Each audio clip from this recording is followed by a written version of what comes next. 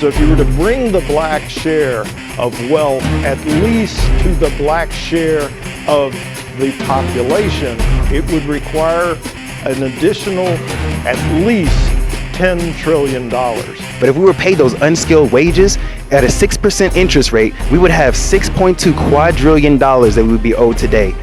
Reparations is the key. The story have black folks come and talk about what kind of hell they live and have people have to listen. Reparations will set us free.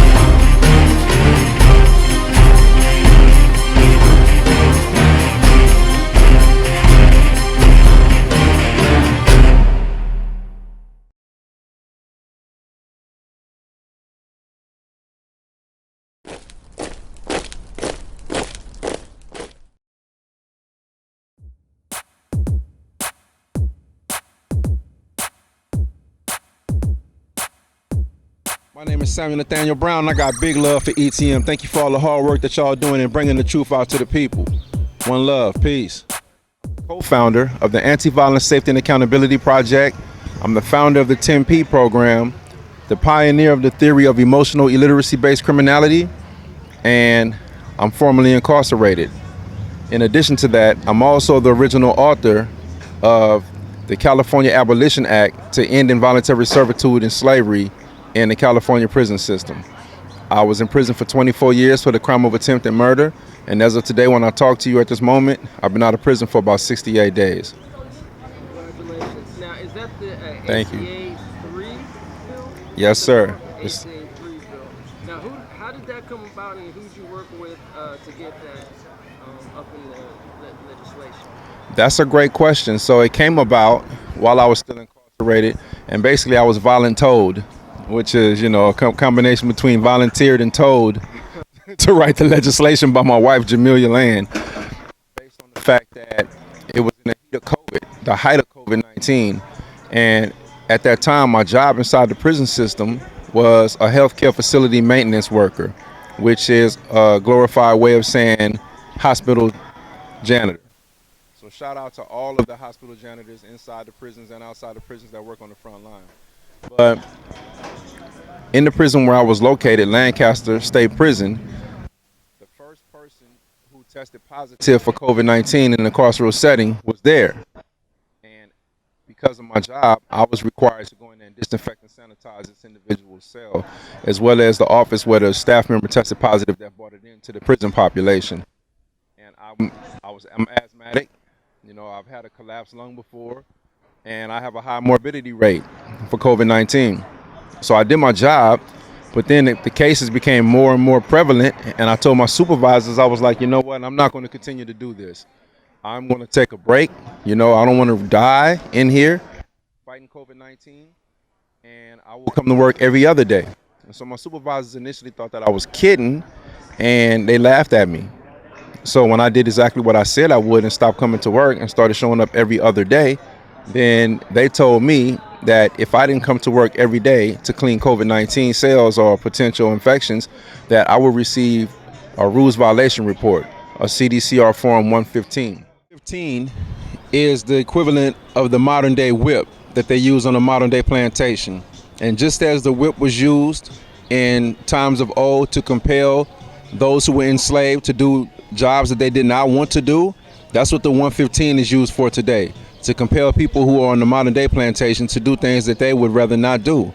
And so in my situation, although I did not want to do that job, I didn't want to work, they threatened me with a 115. And I couldn't afford to receive a 115 because I was going to the Board of Parole hearings. And the Board of Parole hearings requires us to have a minimum of 5 years disciplinary free to even be considered for release, right? And so had I received that 115 for not doing that job, the Board of Parole hearings would have started with a 15-year denial.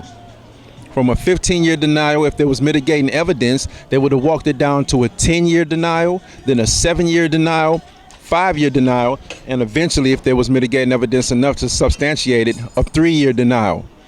all because I did not want to go inside a COVID-19 cell and risk my life. It didn't matter the fact that I have an Associate of Arts in Social Science, I have an Associate of Arts Transfer Degree Sociology, and I also have a Bachelor's in Communication Studies. I've done thousands of hours of self-help programming, and I also created programs that help other people, like the 10P program. None of that would have mattered. Had I received that 115 for not performing that forced labor that they wanted me to perform, they would have said that I was then an unreasonable risk to society and unfit for release to the streets. That's what involuntary servitude looks like. And so after I told my wife that I had no choice but to work, she told me, she said, well, can't you do something about it? Can't you file an appeal? And I told her, no, I mean, I could file an appeal, but it would be moot based on the fact that it's in the Constitution that once a person is incarcerated or convicted of a felony, that they then can be subjected to involuntary servitude and slavery. In other words, they become a slave. And so no matter how many appeals I filed, they had the Constitution in their back pocket, in their favor, and I would lose the appeals. So she suggested to me that we change the law here in California in alignment with some of the work that we were already a part of across the nation with the Abolish Slavery National Network. So seeing as how it's been a movement to abolish this exclusionary language through the state constitutions across the nation, we decided that we would lead the push here in California. And so it was then at that time that, per her encouragement, I wrote the proposal that is now ACA 3. And once I mailed it out, she did all of the footwork, going to the Capitol and speaking to the various legislators to get them to see the importance of backing this bill. And then Assembly member Sidney Kamlager, who's such a warrior, she saw the importance in it and she backed it immediately. And since that time, she's won a special election and she's now Senator Sidney Kamlager. And so today we have 4 senators, 3 assembly people who have came on and co-authored or sponsored the bill. And we've passed through the Public Safety Committee unanimously, and we're seeking to get to the governor's desk to have it signed off on so we can be on the November 2022 ballot and let the people amend this injustice, this travesty that's going on. We've got one more question, man, and then you give the people your socials. So can you give us your take on reparations for people who descend from U.S. child slavery? Oh my goodness. So it's needed. It is needed in the worst way, because people have a problem when we talk about reparations being given to people who are descendants of those who were enslaved, but they don't seem to address all of the harm that was caused. You know, there's so much transgenerational trauma, transgenerational poverty that has transcended time, circumstance, and it was not contained by the events back in the past. So anytime I talk to someone and they say, oh, that was back then, that was in the past, I make it clear to them that whatever takes place today sets into motion a chain of circumstances and events that lead to the reality that we have today. If I commit a crime today, they're going to put a warrant out for my arrest. When they put a warrant out for my arrest, whether it be a month from now, 2 months from now, I have to go do the time for what I did. And it's no different with the decimation of communities, the decimation of religious practice, the decimation of the wealth that we sought to attain, you know, the destruction of all of our communities through the Jim Crow era, through Tulsa, Oklahoma, I mean, you name it, the post-Reconstruction era that was snatched and stolen away from us.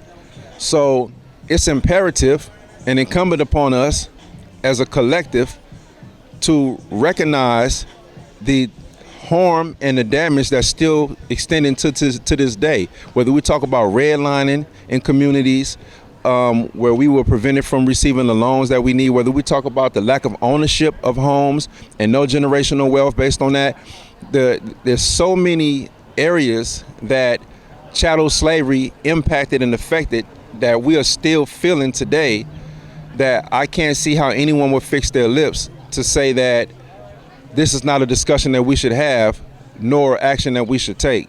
So if you ask me, I feel to believe that this is important.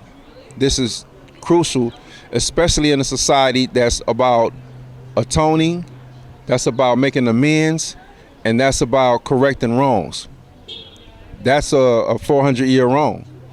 And actually the 400 years hasn't ended because we still have involuntary servitude and slavery going on, and we still haven't received the reparations. So as long as we still have slavery in the prisons and we still haven't given reparations to people who are descendants of those who were enslaved, then the egregiousness of it all continues to this very day.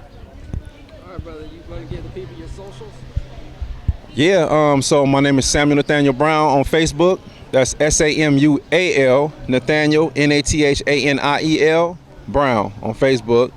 You can also find me at sam.nathaniel.brown on Instagram. And then you can also look us up at the California Abolition Act Coalition on Facebook, Instagram, and Twitter.